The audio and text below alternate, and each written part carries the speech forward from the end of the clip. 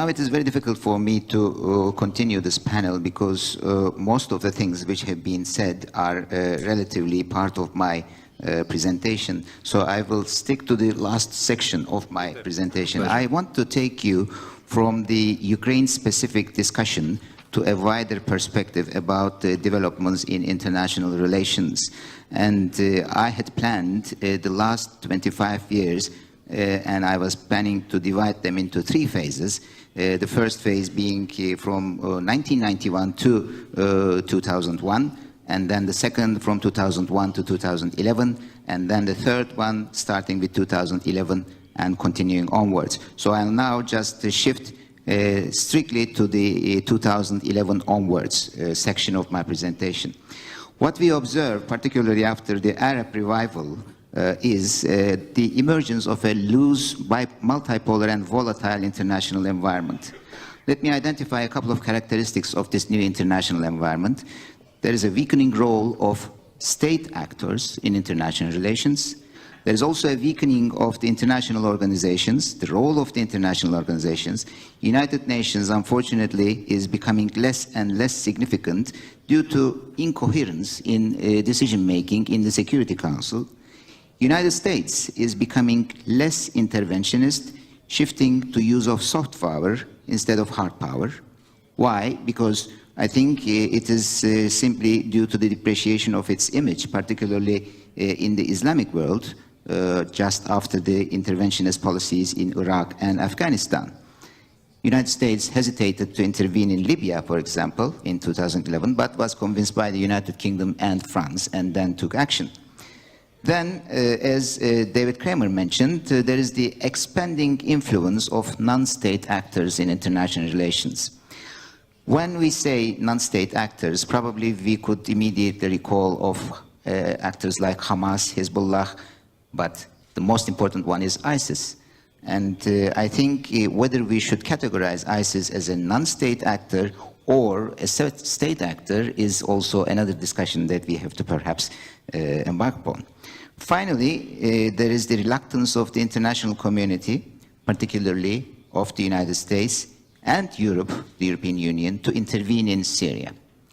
The result is Syria is becoming a new source of terrorism, and it's a very fertile ground for ISIS. Russia has been involved in the developments in Syria, and Russia is transforming its role from a major regional power to a global power, and this has been always the aspiration of Russia after the disintegration of the Soviet Union in the last 25 years. But on the other hand, Russia is also becoming a new interventionist power. The examples are in 2008 in Georgia, Abkhazia, South Ossetia, and then in 2014, Crimea, Ukraine. There is also another feature of Russia's interventionism. This is its intervention in Syria. It is the first, if I may refer to that as an out-of-area kind of mission with the NATO jargon. It is the first out-of-area intervention in the last 40 years since Afghanistan, and I think that is something that has to be underlined. Now, beyond near abroad and beyond former Soviet territory, Russia is revisiting its former allies of the Cold War period, returning to the Middle East and the Eastern Mediterranean. So now I'm taking you from the cooler waters of the Black Sea to the warmer waters of the Mediterranean. I think all the issues that you have mentioned, David, are very pertinent about the security issues that we are facing today in today's world. But I will simply focus on two of them. And these are, in a way, the results of all those elements that you have mentioned. One is terrorism and the growing risk of international terrorism, and the second is migration. Migration is, in a way, very much dependent on the growing terrorism, and these two are becoming the package of real security challenge to European and Euro-Atlantic security. I think ISIS has become the most renowned terrorist organization lately. But it is important to note that ISIS is not a classic terrorist organization. It controls territory, it has declared its statehood, and it has re-established the caliphate institution and acts and behaves like a proper state by providing certain daily services such as healthcare, education, municipal services, etc. And it is therefore not very clear whether it should be cited in the category of a non-state actor. With ISIS, the world international terrorism history has moved into a new transitional scheme. This is quite frightening because the question today is not how to eradicate this threat. It is perhaps a further discussion, a more sociological discussion.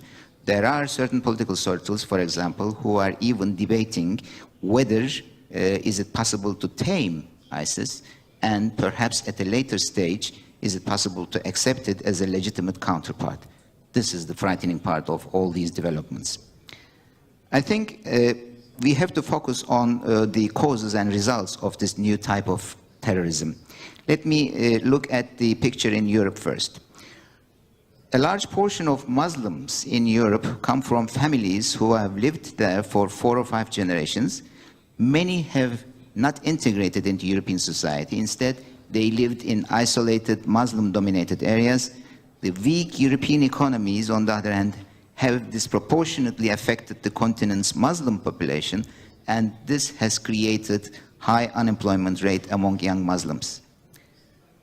Now, this is, of course, a very important development, and I think we have to underline that in the European job market, just because of discrimination, many Muslims feeling alienated, disenfranchised, and resentful started to resort to or maybe being recruited by the terrorist organizations.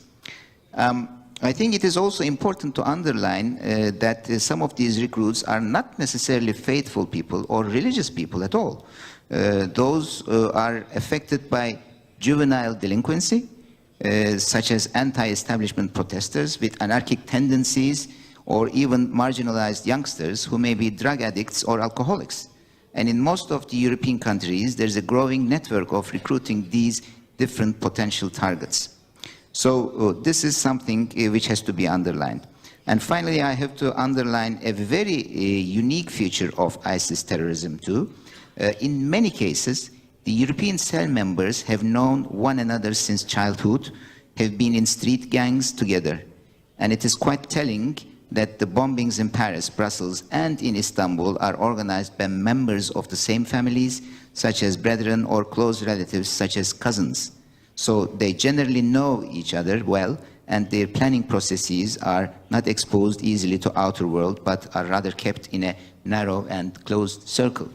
In addition to that, of course, there are the lone wolf copycats who have not been trained in Syria by ISIS, but simply aspiring to become famous people, or they are simply trying to make an image of the cause that has been represented by ISIS terrorists and cells according to their own ideas. Now, this has created a very serious migration flow. The second issue that I want to tackle with is the migration. Migration has been affecting Turkey the most, and Turkey currently has hosted some 3 million Syrian refugees. You know that the Turkish-EU deal is trying to tackle with this problem, and we are trying to give an order to this migration flow so that Europe cannot be under the stress of the daily flow of thousands and thousands of migrants, but migration with the Turkish-EU deal is probably going to be taken under control and to become a regular flow. Now, once the Turkey-EU deal is put into implementation, and if it is successful, there is a growing risk that the migration routes may change. And that is the reason why I regret that the Interior Minister has left. But Ukraine is also being mentioned as one of the new routes through the Caucasus and through Russia, or perhaps through Ukraine.